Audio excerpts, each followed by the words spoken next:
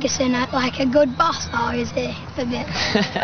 When you were playing Argentina in the World Cup, do you think you should have got sent off? Was you amazed when you scored from the halfway line? Why can't you take free kicks with your left foot? If you didn't play for United, what other club would you want to play for? How old were you when you first started being a footballer? What was it like scoring from the halfway line? How many goals have you scored? Do you know who won the Euro 2000? How much money do you get for being a footballer?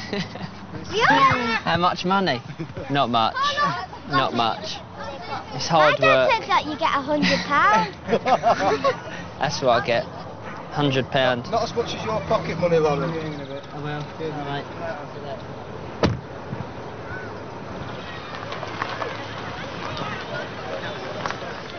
Has anybody got any David Beckham jokes? Come on. Go on, Mitch. Big Steve fan with a David Beckham joke. Hey, it's got to be a good one. Is it a good one? Yeah. Go on then. When David Beckham went to the hairdressers... I walk in the shop, say hello to Tyler, we've still got my Walkman on, and sit down in a chair, still got these big earphones on. The man who was doing his hair, he said, take your headphones off. And he said... I said, I can't. He said, well... I can't do your hair if you don't take them off. And I said, well, I'm sorry, I'm not taking them off, I really can't take them off. It's a matter of life or death, I'm not doing it. And then while he was cutting the hair, he fell off. So he picks the earphones up and he hears his voice saying... Breathe in. Breathe out. Breathe in. Breathe out.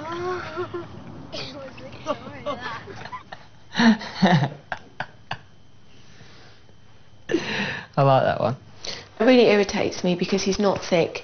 He's a really kind, caring, and he's actually a very deep personality, but people never see that. You know, that's why I married him. I couldn't be with someone that bored me. You know, I need someone that's mentally stimulating, which I consider David to be. But then I see the completely different side of him. I'm so nervous about him. He's got Parkinson's this evening. You only get your handful of people that's been on it and gone on it and been asked to go on it. So I suppose it is an honour. It is an honour because he's a legend sort of in his own right, really. But you know he'll try and catch you out. Yeah, but everyone tries to catch me out. And most of the time I get caught out. No, you don't. Victoria's afraid that he might trick you with some complicated question. No, you know what? He'll probably throw in a couple of long words that I won't even understand. Which under pressure? Which not even under pressure. I'll just have to combine the little words that he says before that and then just make something up. Because you make yourself sound stupid and you're really not. I am stupid. Everyone thinks I'm stupid. Yeah, So that doesn't mean that you are stupid. They're all ugly. So am I. So what happened in early teenage years when your mates are going off, you know, drunk on a Saturday night and whatever? What did you used to do? Again, I used to get a little bit of stick for that because a lot of my friends at school used to go out to parties on a Saturday night and down the corner shop with a bottle of cider, and I used to be tucked up watching Match of the Day with my dad.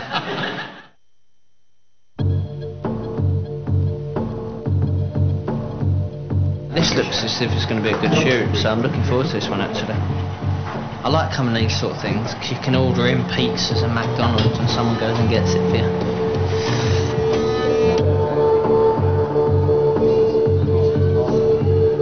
How did you come to shave your hair off in the first place? I was out on a Saturday night in Victoria and I see so many people with the same hair as me, the blonde hair. So I just thought, sod it. And on the Thursday night, Tyler came up and cut it all off. And that's the real story. Really, because I thought there was a story about mistaken identity that had upset Alex Ferguson. To be honest, it does happen a lot, because the manager got a phone call once saying that his mate, one of his friends or someone he knew, phoned him up and said, oh, David Beckham sat in the lounge of the airport lounge with me, here opposite me, I'm looking right at him. And obviously I wasn't, but it was obviously a lookalike. So it got me in trouble a little bit. What did the manager do? Phoned me up and said, "Where the effing hell are you?" And I laughed. Because I thought he was winding me up. But he wasn't. And I said, "I'm just going past the Trafford Centre."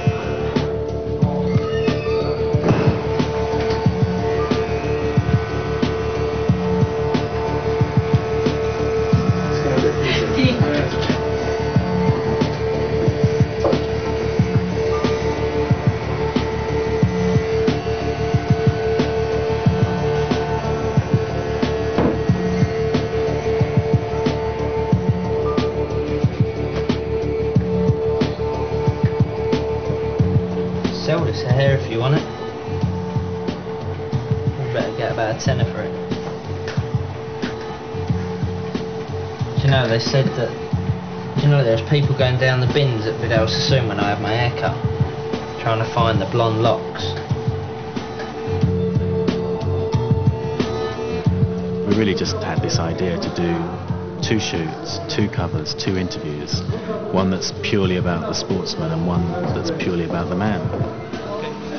We're going to do something similar, but when we come in, we'll get it very tight on. So just get hints of that kind of colour. Yeah. Okay, fine. Just as long as, I mean, the thing about the cover is that it's got to be, got to be able to see the features. We were talking about launching a sports magazine, and you know, you want sportsmen on the cover of your sports magazine.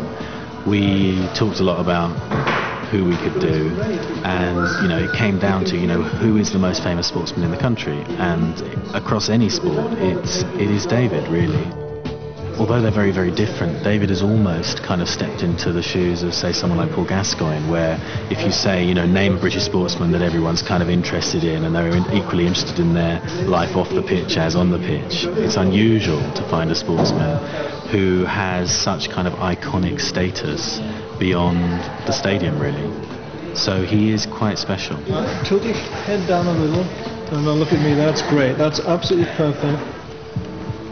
I like them both. I think they're both good, but in different ways. I think the main difference will be on the other magazine, he won't be wearing shades and we'll be in black and white shot outside. Absolutely. Okay. Both the same. Yeah, that's perfect. All right. Well, let's go and do it. Let's do both. Straight on one's better there.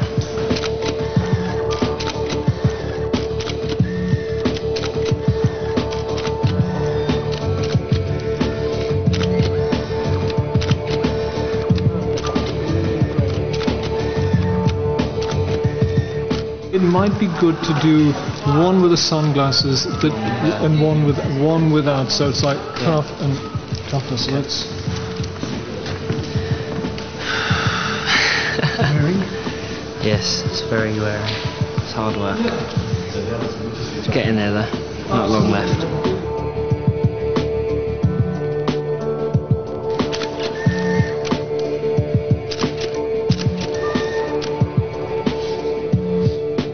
I wouldn't like to be, have a model sort of life, really. Not that I'm saying that I could be a model, but, if put in that position or given the choice, I don't think I'd choose that.